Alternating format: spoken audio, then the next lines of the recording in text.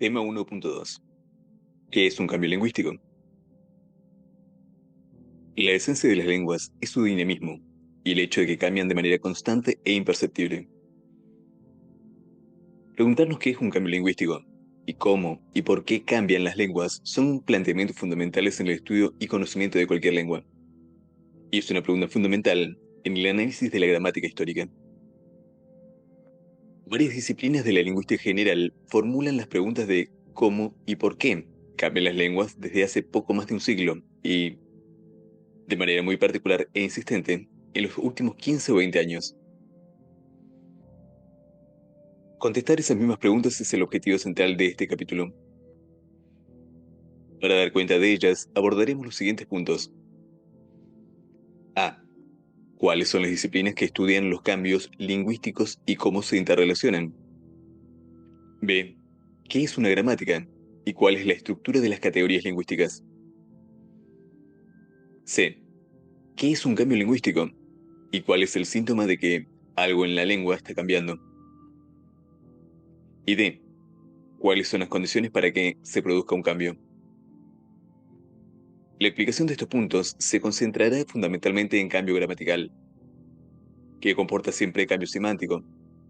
Si bien muchas de las generalizaciones aquí planteadas son aplicables también a otros niveles de lengua, como la fonología y la semántica. El cambio léxico conlleva problemas adicionales que no serán tratados aquí.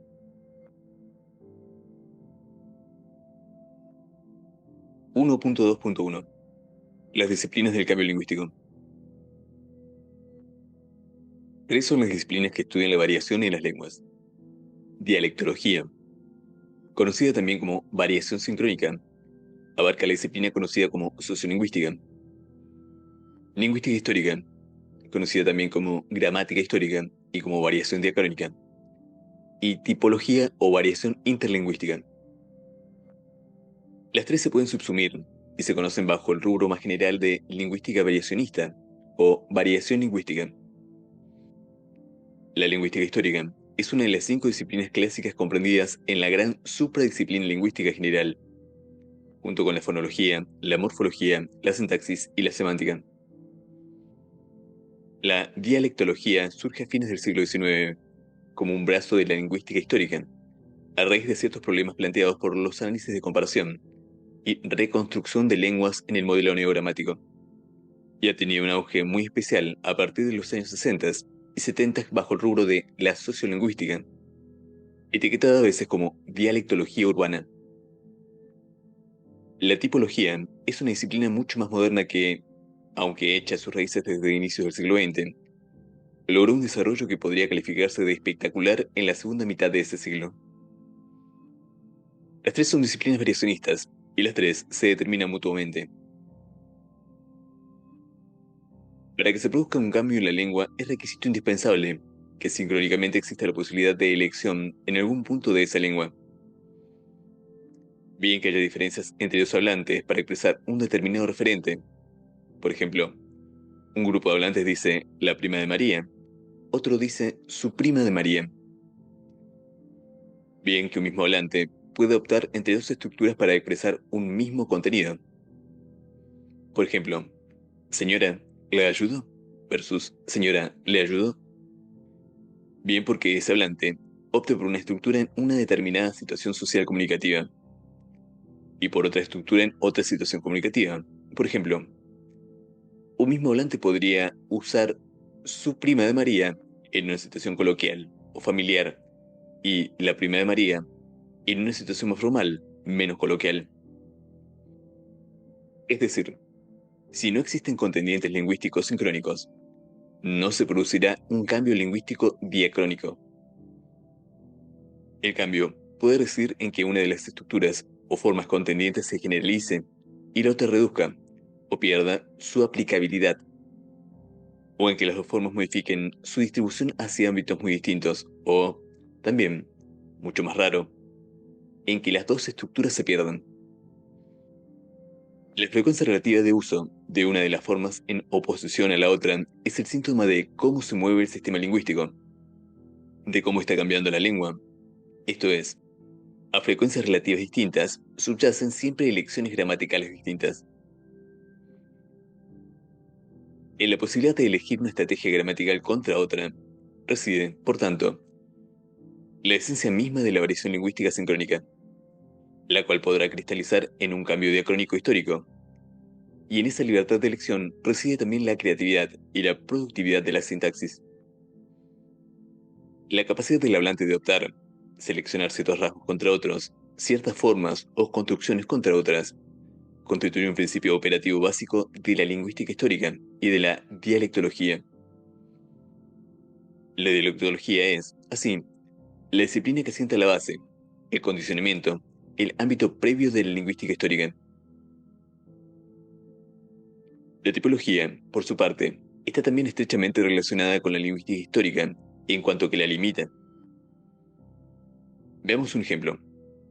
Es posible que, vía una reconstrucción histórica, coherente y elegante, se llegue a la hipótesis de que una determinada protolengua tenía un sistema fonológico con solo dos vocales, una media anterior y una baja central, o una media posterior y una baja, o dos medias, o cualesquiera contrastes vocálicos.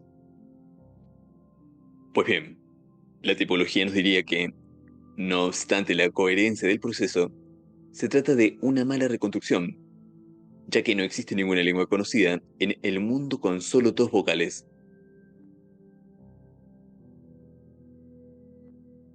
1.2.2. ¿Qué es una gramática? ¿Y cuál es la estructura de las categorías lingüísticas?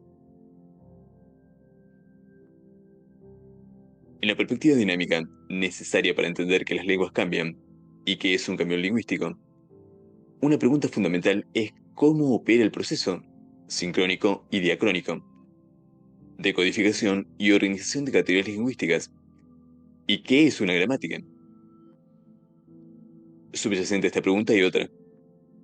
¿Cuáles son los factores determinantes de dicha codificación? Dos aspectos bastante extendidos entre diversos enfoques funcionalistas relativos a la dinámica de este proceso son, primero, que la semántica, entendida de una manera amplia, de modo que cubra tanto semántica léxica como semántica pragmática, constituye un factor relevante para la codificación sintáctica. Y, segundo, que la sintaxis no es solo el resultado de la operatividad de reglas automáticas, sino que es, en gran parte, resultado de elegir o poner en relieve ciertos rasgos semánticos y pragmáticos en oposición a otros. En líneas generales, se acepta que el aprovechamiento semántico, pragmático y comunicativo de las posibilidades formales de una gramática es una parte fundamental de la sintaxis de cualquier lengua. Bajo esta perspectiva dinámica, una gramática suele definirse como la rutinización, la cristalización del uso. Hopper 1987, Langmacher 1987a. De manera que la elección de ciertas construcciones o ciertos rasgos semánticos cristalizará en una determinada sintaxis, y la elección de otras construcciones y otros rasgos debe concretarse en otra rutina sintáctica. En cuanto a la estructura de las categorías lingüísticas y su relación con el cambio lingüístico, se sabe que los cambios no afectan a todos los miembros de una categoría por igual ni al mismo tiempo. Ello es prueba de que la conformación interna de las categorías no es homogénea y de que, por lo tanto, no es posible establecer una misma caracterización, ni sintáctica ni semántica, para todos sus integrantes. Más bien, las formas lingüísticas constituyen un continuum general, tanto entre categorías como al interior de las mismas. La separación entre categorías no se realiza mediante cortes claros. Los límites entre ellas tampoco están bien definidos, sino que existen zonas fronterizas difusas en las cuales se sitúan aquellas entradas léxicas o construcciones que participan de las propiedades de dos o más categorías. Este enfoque categorial ha sido propuesto en uno de los modelos de análisis lingüístico desarrollados en los últimos 15 o 20 años. La teoría de prototipos, Gibbon 1986, Saylor 1989, Company 1997, que, a nuestro modo de ver, ha mostrado ser de especial valía en disciplinas que parten y enfocan necesariamente el uso y no el sistema, y que, en consecuencia, deben operar tanto con factores formales cuanto con semánticos y pragmáticos. como es el caso de la lingüística histórica y de las otras disciplinas de variación lingüística arriba señaladas. En este enfoque cada categoría tiene una zona central, ella misma difusa, que conforma el foco categorial y que se integra por los elementos que pueden considerarse los representantes prototípicos de la clase. A medida que nos distanciamos del prototipo, las entidades comienzan a debilitar su semejanza sintáctica y semántica con las voces o construcciones típicas y a mostrar propiedades de otras categorías. Cuanto más nos alejemos del prototipo, más dudosa será la adscripción categorial de la entidad o construcción en cuestión. Se produce un proceso de debilitamiento o pérdida de categorialidad. Por ejemplo, en la categoría sustantivo, llenan el prototipo las entidades que pueden caracterizarse como concretas, visibles, tangibles, delimitables y descomponibles en partes. Langacker, 1857b, 5860. Company, 1921a. Mesa, silla, zapato, árbol. Mientras que sustantivos como esperanza, amor o salida están más alejados del foco y son peores ejemplos de la categoría. Voces como rojo, bueno, alto, los que se denominan tipos semánticos básicos de adjetivos, Dixon 1084-46, ejemplificarían el prototipo de la clase adjetivo, pero no agradecido o cansado, etc. La conexión entre los distintos miembros de la categoría se realiza vía una asociación o extensión metafórica entre cualesquiera dos puntos, adyacentes o no, del continuum. La extensión de una nueva forma hacia nuevos contextos se hace vía extensiones o asociaciones metafóricas. El concepto metáfora debe entenderse no como una figura retórica especial, sino de una manera amplia, como una herramienta cognitiva básica del ser humano. Su capacidad de asociación. Las categorías no se definen per se, aisladamente, sino en contexto. Es decir, la prototipicidad depende no solo de propiedades semánticas verificables, independientemente, sino, sobre todo, de su función lingüística en el discurso. Esto es, la categorialidad se asigna inserta en discurso, y no en abstracto.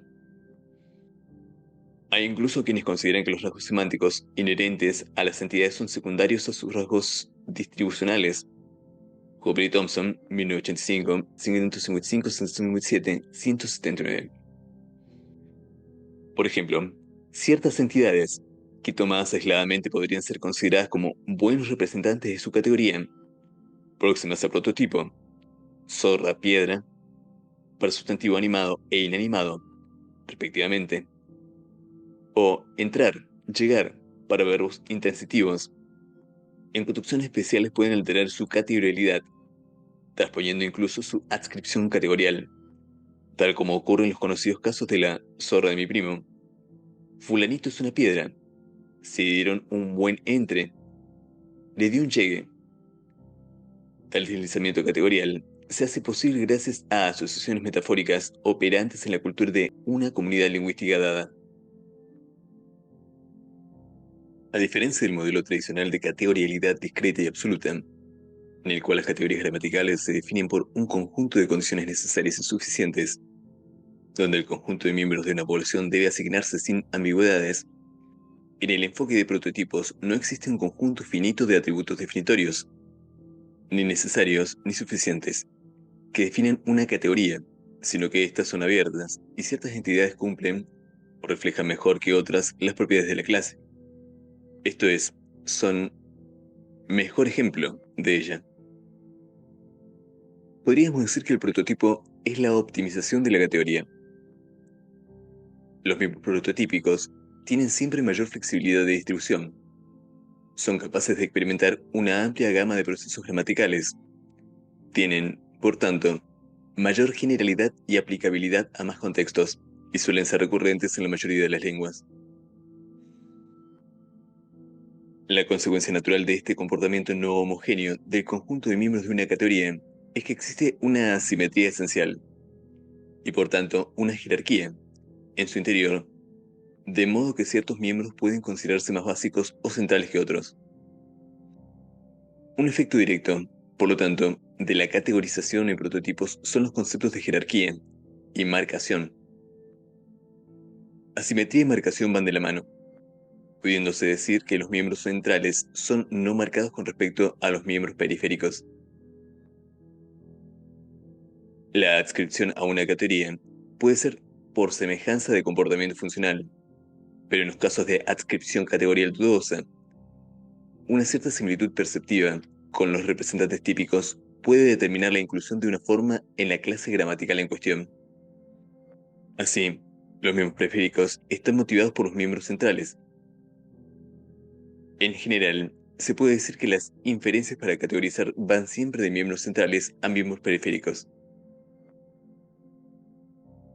Dado que los cambios nunca afectan a un sistema lingüístico en su totalidad, ya que se interrumpiría la comunicación entre generaciones, se puede hablar de un continuum evolutivo diacrónico, que va de la mano del continuum categorial sincrónico, que acabamos de ver.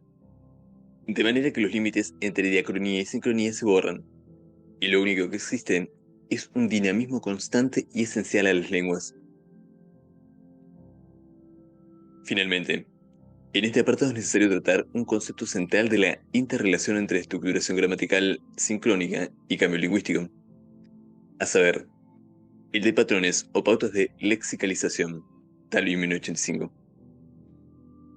En general, se acepta que aquello que es semántica y pragmáticamente importante en una determinada comunidad lingüística encuentra codificación o manifestación gramatical explícita, y que las lenguas siguen vías o pautas de lexicalización propias o, de una manera más general, pautas de gramaticalización propias que les son esenciales, con las cuales muestran lo que nos atrevemos a denominar las obsesiones gramaticales de la lengua en cuestión.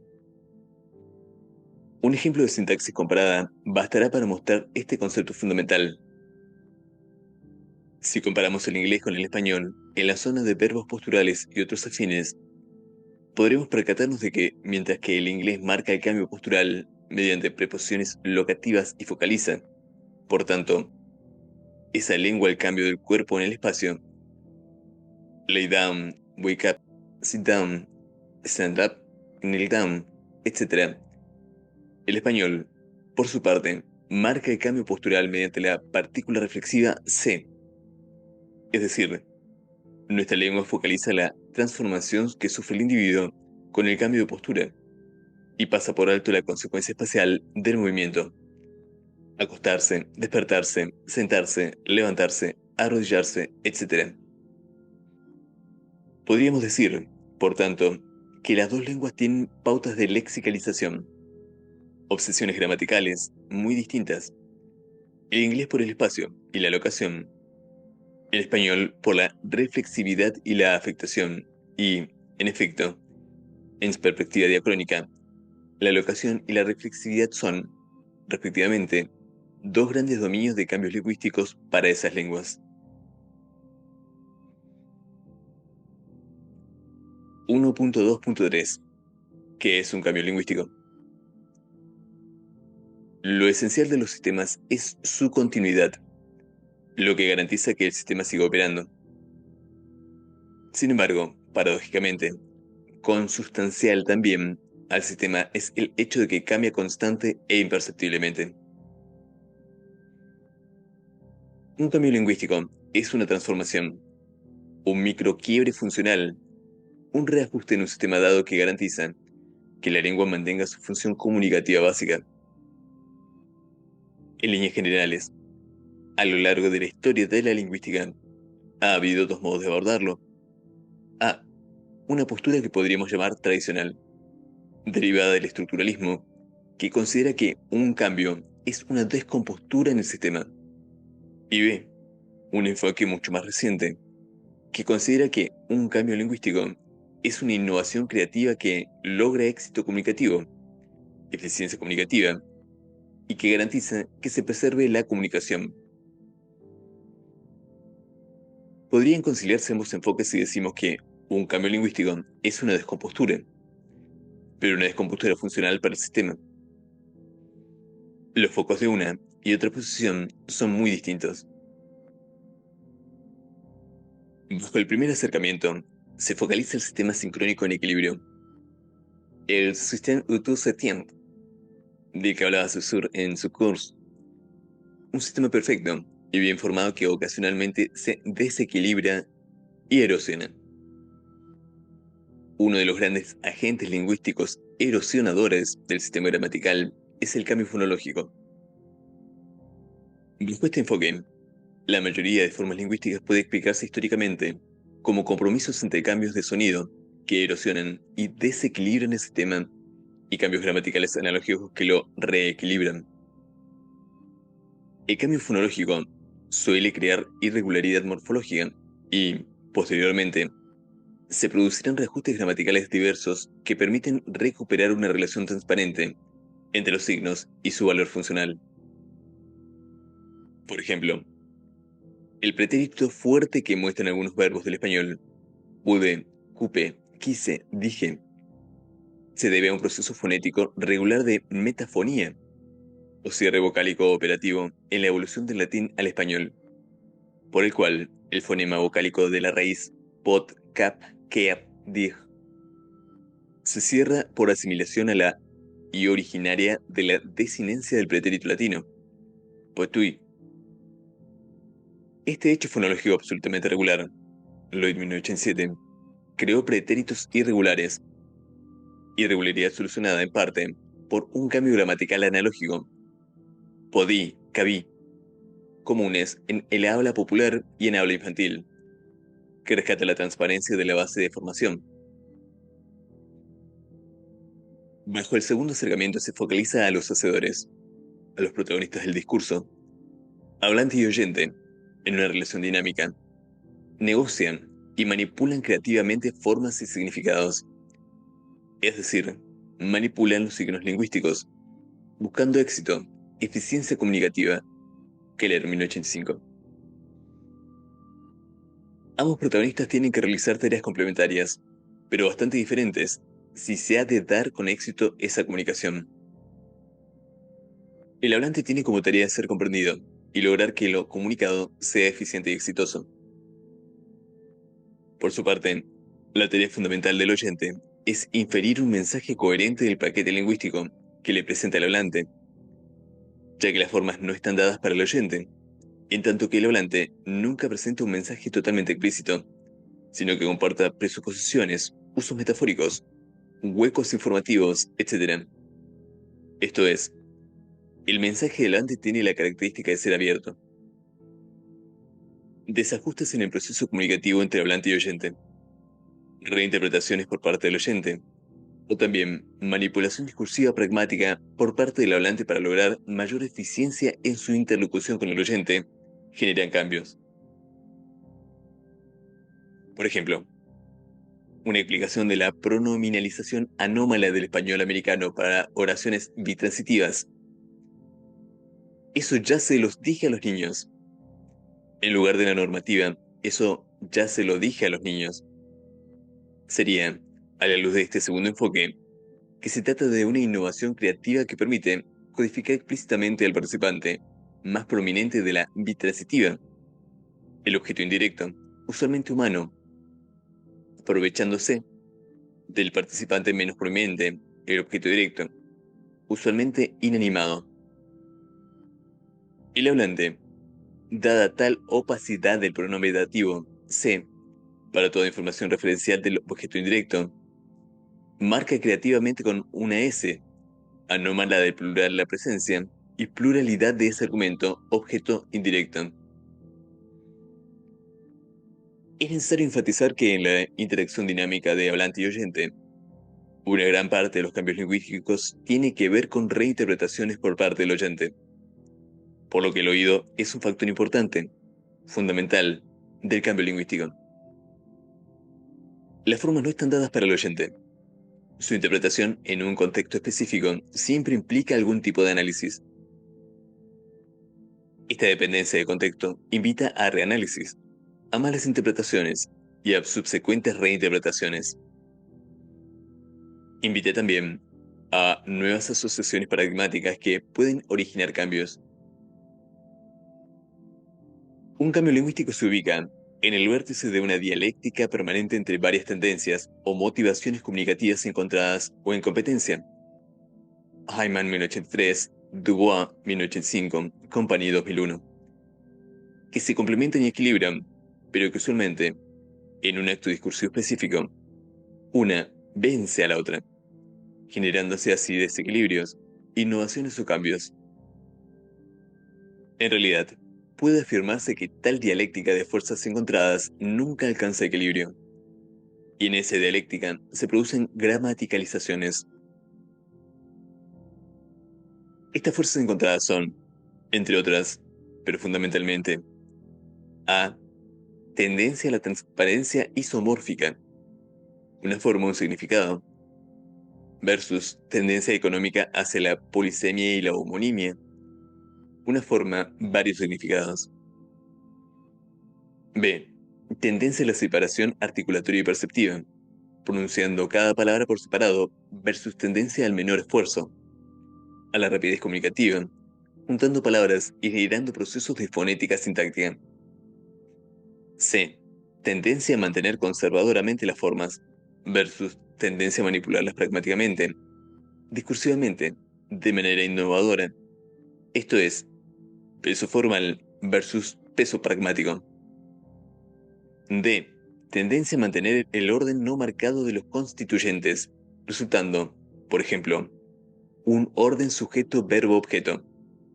El niño come peras versus tendencia a marcar focos informativos, resultando en este caso, por ejemplo, un orden tópico comentario.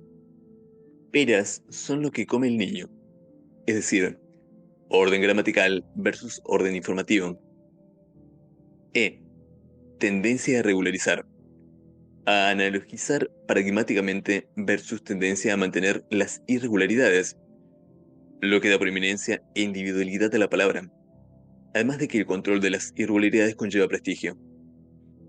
Y F.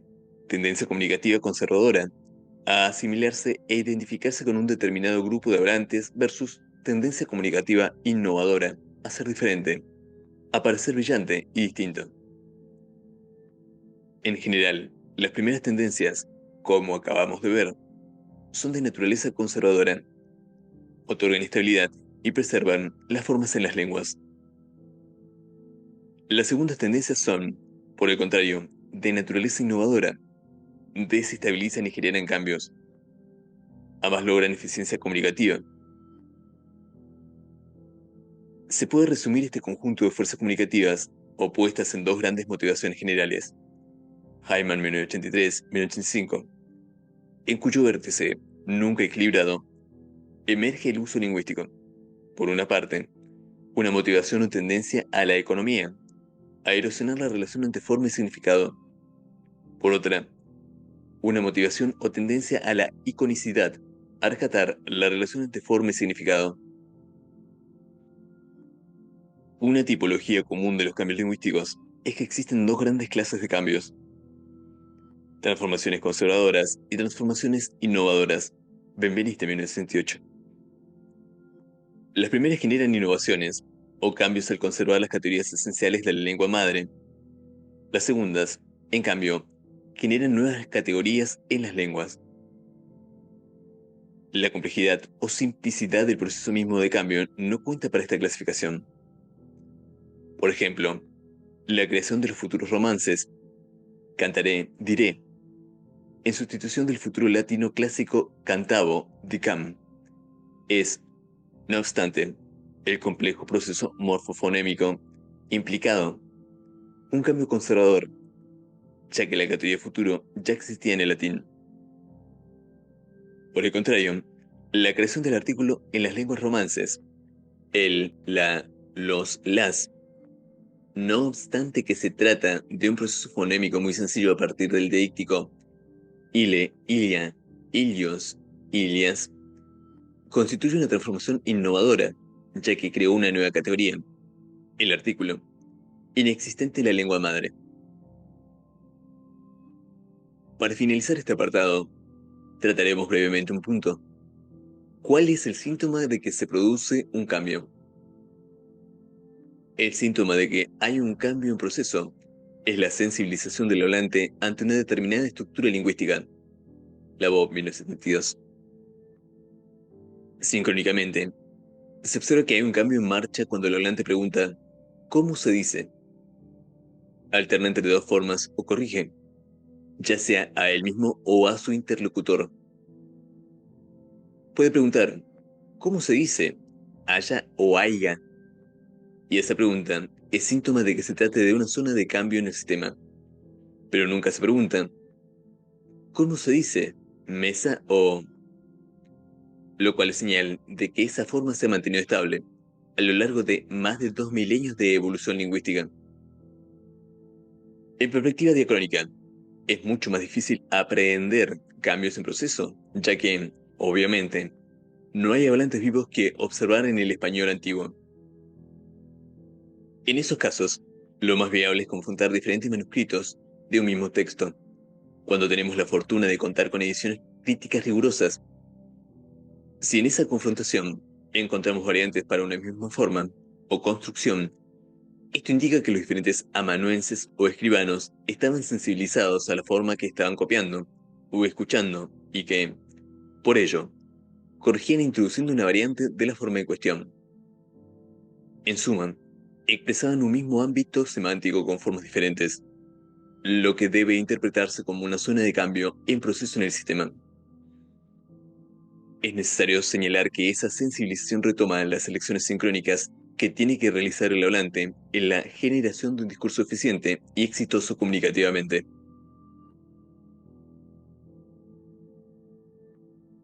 1.2.4. ¿Cuáles son las condiciones para que se produzca un cambio? Se sabe que los cambios lingüísticos son multicausales, ya que la motivación para que se produzca un cambio usualmente no viene de una sola causa ni nivel de lengua, sino que se debe a factores múltiples, internos y externos, es decir, tanto relativos al sistema lingüístico como a la comunidad social usuaria de ese sistema. Véase tema 1.3, que de manera complementaria inciden en la producción de un cambio, además de que todos los niveles de lengua suelen generar de manera simultánea de ese cambio. Ahora bien, la probabilidad de que se lleve a cabo un cambio depende, según creemos, de la conjunción de al menos 4 condiciones. 1. Ambigüedad. 2. Mala integración paradigmática. 3. Frecuencia de uso. 4. Nivel de lengua modificado. Estos condicionamientos suelen estar copresentes, aunque no necesariamente, en la realización de un cambio. Dada la multicausalidad de factores que inciden en un cambio y su variada naturaleza, no es posible predecir cuándo, efectivamente, se va a producir alguno, pero, si se produce, es señal de que esos 4 condicionamientos, o alguno de estos, están operando en la lengua. Veamos uno por uno. 1. Ambigüedad. Los signos ambiguos, esto es, aquellos que no mantienen una relación isomórfica o transparente de forma y significado, las dos caras del signo lingüístico, son más proclives al cambio que los signos que mantienen una relación biunívoca entre sus dos componentes. La ambigüedad u opacidad del signo es, por tanto, requisito indispensable para que se produzcan reanálisis o reinterpretaciones. Timberlake 1977. Y no suele haber reinterpretación ni cambio en signos que no son opacos. La ambigüedad puede deberse a los signos en sí mismos o al uso predicacional que se haga de esos signos. Por ejemplo, la forma relativa posesiva cuyos es un signo opaco en sí mismo. Es opaco porque bajo un mismo exponente formal hay dos valores, relativo y posesivo. Y es totalmente opaco también para indicar sus dos funciones básicas, relatividad y posesión, ya que formalmente no se parece ni al nexo relativo por excelencia, que ni tampoco tiene parecido formal con las formas posesivas, sus. Además, es también opaco, al igual que los otros posesivos, para indicar características referenciales de la entidad más prominente de la relación posesiva, el poseedor, y solo codifica rasgos referenciales de la entidad poseída. Un padre cuyo hijo, un padre cuyos hijos, un padre cuya hija, etc. La lengua soluciona la opacidad del pronombre relativo posesivo, desdoblándolo en sus dos funciones básicas y asimilándolo formalmente a las dos formas centrales del sistema lingüístico, para expresar la relatividad que y la posesión su. Un padre que es su hijo. Es necesario decir que esta construcción desdoblada, que suele ser calificada de incorrecta, está presente desde los primeros textos que pueden considerarse registros de español antiguo. Por ejemplo, ella es frecuente en el poema del mío Cid, y de hecho, en este texto no se emplea nunca cuyo. Maravilla es del Cid que su honra crece tanto. Verso 1801. En cuanto a lo que hemos denominado ambigüedad predicacional, el gerundio español es un caso ejemplar. En la lengua española tiende a evitarse el uso del gerundio, o se imponen múltiples restricciones distribucionales para su empleo, porque es una forma ambigua en cuanto que siempre en ella hay dos predicacionales potenciales permanentes. En el gerundio siempre existe una predicación secundaria permanente. Así, en la expresión vi a Juan paseando por la Alameda, o Pedro vio a Juan paseando por la Alameda, no es posible saber, sin apoyo del contexto, lingüístico o extralingüístico, quién es el que pasea. Si el sujeto yo, Pedro, o el objeto directo, Juan. Tal ambigüedad potencial constante genera alta incomodidad comunicativa. De ahí que suele evitarse el uso del gerundio en nuestra lengua. 2. Mala integración paradigmática. Un paradigma óptimo es aquel que se integra por signos formalmente similares, o con un elevado parecido formal. Cantó, cantaba, cantará, cantado, etc. Ya que su empleo y control requiere un menor esfuerzo por parte del hablante. Los signos que no están bien integrados en su paradigma, constituyendo una irregularidad dentro de este, tienden a experimentar cambios que tienen como consecuencia una mejor integración y nivelación paradigmática. Si traemos de nueva cuenta el ejemplo del relativo posesivo cuyo, podemos observar el efecto de este segundo condicionamiento sobre la dinámica de la lengua. Se trata de un signo con una pésima integración paradigmática. En efecto, no solo tiene parecido formal alguno, como ya hemos señalado, con las dos formas con las que funcionalmente se vinculan, sino que exhibe una terminación morfológica muy poco afortunada. En yo, la cual solo aparece en otras dos formas pronominales adjetivales en español, tuyo y suyo, que carecen del valor relativo que le es esencial a cuyo. A la mala integración paradigmática de cuyo debió contribuir sin duda el hecho de que tuyo y suyo son, además, de aparición muy tardía en la lengua. Las primeras documentaciones corresponden al siglo XIII. Compañía 1091b, capítulo 2. Por lo que hay que inferir que, por siglos, la forma cuyo padeció aislamiento paradigmático, lo cual, acunado a la ambigüedad que soporta este signo, explica su bajísima frecuencia en todas las épocas y en contraste, el éxito y pronta inserción en el sistema del relativo posesivo desdoblado que su. 3. Frecuencia de uso. Es un factor primordial en la generación de un cambio, pero es también un acontecimiento paradójico en cuanto que logra efectos opuestos en el sistema lingüístico. Nos atrevemos a calificar la frecuencia como un arma de dos filos. La alta frecuencia fija el uso, lo rutiniza, otorga apoyo paradigmático y crea estabilidad en el sistema. Pero también los signos más frecuentes son los que están expuestos a mayor erosión, y son los que más pronto experimentan cambios, ya que la mucha frecuencia genera alomorfia y una morfofonémica compleja. En realidad, las grandes zonas irregulares de las lenguas son las de uso más frecuente. Pensemos, por ejemplo, en verbos como ser o ir, al que corresponde a alta irregularidad ya que ambos conforman paradigmas supletivos, pero también, por lo mismo, tienen una elevadísima frecuencia de empleo. Por su parte, la baja frecuencia suele conllevar equivocaciones en el uso de las formas y es un factor determinante para que esas formas se sometan a nivelaciones paradigmáticas. Un ejemplo bastará para mostrar este carácter paradójico. El verbo hacer es altamente irregular, pero es también muy empleado. Su elevada frecuencia de uso garantiza que los hablantes controlen bien la irregularidad y, en efecto, este verbo lleva ciclos sin cambiar, pues ningún hablante nativo del español tiene problemas a la hora de usar las diferentes formas irregulares. Hago, hice, haré, etc.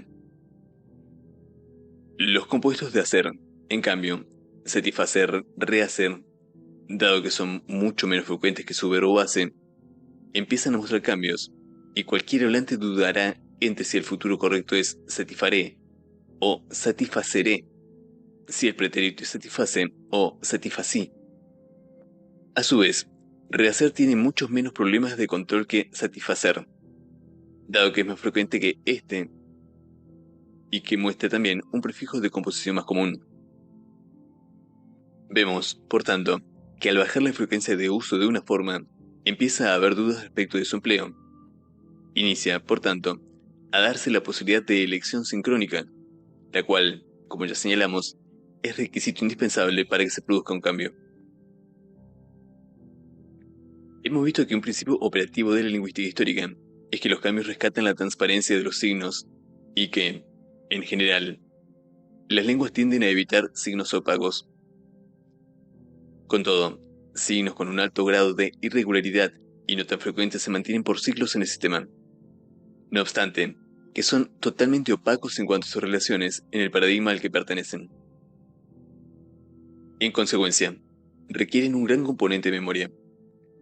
Tal es el caso de anduve, en lugar del natural y bien integrado andé. Hay que preguntarse por qué.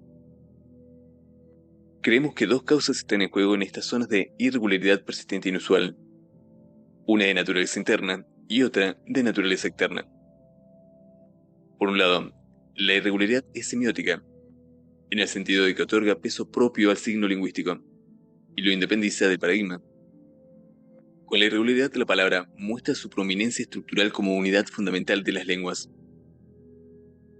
Por otro lado, el control de las irregularidades da prestigio social y evita la estigmatización. Es importante insistir en los estrechos vínculos entre cambio lingüístico y prestigio social, y, unido a ello, en el complejo vínculo entre tendencia a la regularidad o analogía, de un lado, y, de otro, tendencia a la irregularidad. Un cambio puede inhibirse o puede progresar fácilmente en una comunidad si conlleva prestigio social a los usuarios de la lengua. Veamos algunos casos. Ya hemos dicho que una lengua es un organismo social con una gran y constante paradoja en su interior, ya que tiene un doble carácter simultáneo, solo en apariencia contradictorio: ser conservadora y ser al mismo tiempo innovadora. En efecto, la esencia de las lenguas es su gran estabilidad y continuidad, ya que garantizan que los hablantes sigamos comunicándonos entre generaciones, podamos trabajar y vivir en sociedad, así como entender y disfrutar de textos de épocas pasadas. Pero también, la esencia de las lenguas es su constante transformación imperceptible, su constante cambio, lo que hace posible que los hablantes nos adaptemos a nuevas situaciones culturales, políticas, económicas, etc., es decir, a nuevas situaciones sociales. La estabilidad y el cambio son la garantía de que la lengua mantendrá su función básica, que es comunicar, y ambos elementos permiten lograr el objetivo central del funcionamiento lingüístico. A saber, alcanzar éxito o eficiencia comunicativa, que hablantes y oyentes nos entendamos. Ya hemos visto que dos tendencias dinámicas subyacen a ese funcionamiento. Por un lado, una tendencia a la regularidad, de naturaleza conservadora, mediante la cual los hablantes tienden a eliminar formas irregulares y a emplear, por analogía, las correspondientes regulares, ya que éstas son más fáciles de usar y de retener en la memoria. Y, por otro, una tendencia de naturaleza innovadora a realizar reinterpretaciones, ya que las innovaciones en general otorgan nueva fuerza expresiva y mayor transparencia a los contenidos y formas de la lengua. Ambas tendencias causan cambios lingüísticos y también aportan eficiencia comunicativa. Un par de ejemplos de la primera tendencia, conservadora, es el empleo incorrecto, ya comentado, de pretéritos como andé. Documentado, por cierto, en el español medieval, en lugar del correcto anduve, o como dijistes, pusistes, con ese final, en lugar de los correctos pusiste y trajiste. Un ejemplo de la segunda tendencia, innovadora, es el empleo indebido del verbo haber, concordando con un sustantivo plural. Han habido problemas, había muchas personas, hubieron inundaciones.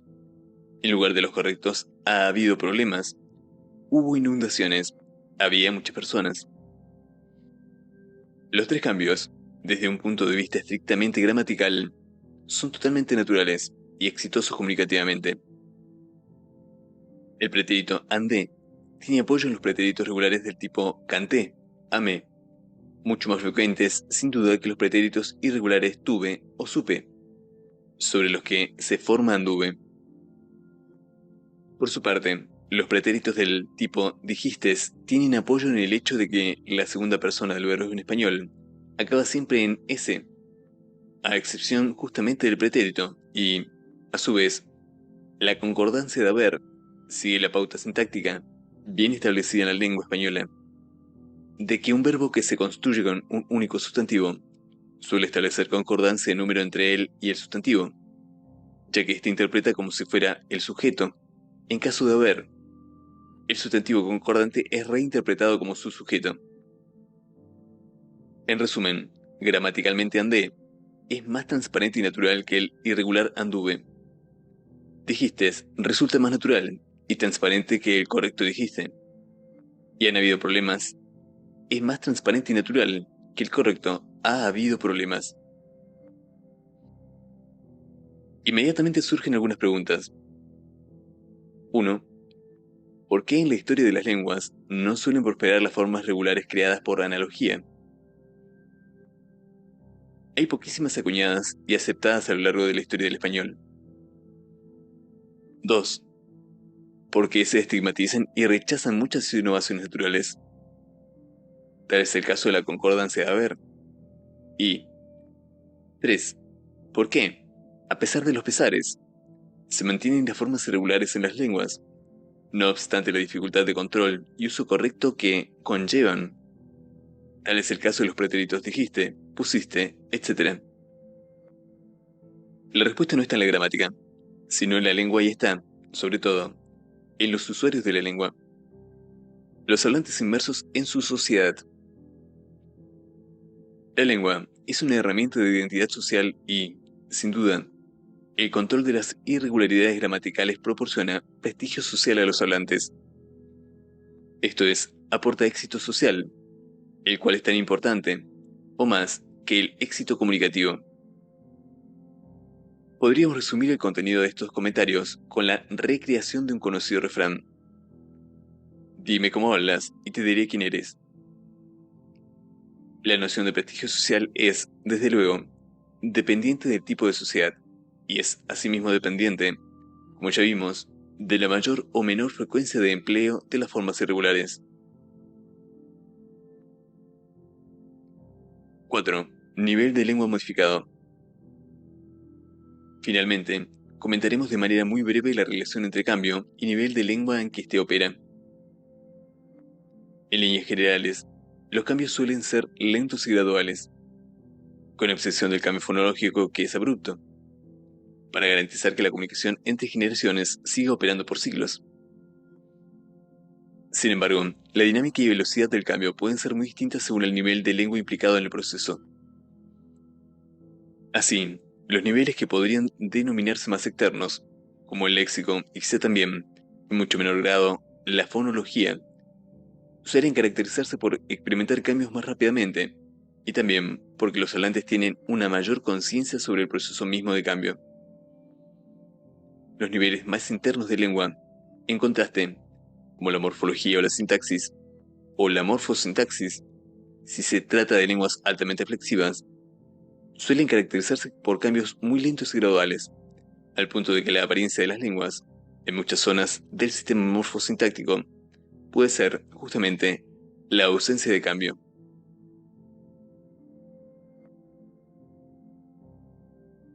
(1.2.5) Conclusiones.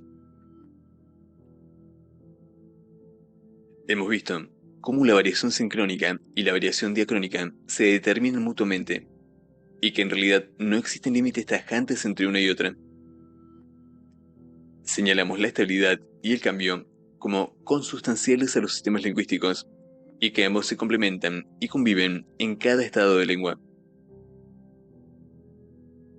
Vimos también que no hay predecibilidad respecto a la generación de un cambio, pero si este tiene lugar, se debe a que se pusieron en juego una serie de condicionamientos, tanto de naturaleza estructural como social, como el prestigio, los cuales, juntos o por separado, apuntan a un mismo hecho, a saber, las lenguas operan normalmente con signos polisémicos, pero tienden también a solucionar la opacidad de esos signos, rescatando su transparencia e integrándolos paradigmáticamente, o manteniendo las irregularidades que conllevan éxito comunicativo y prestigio social.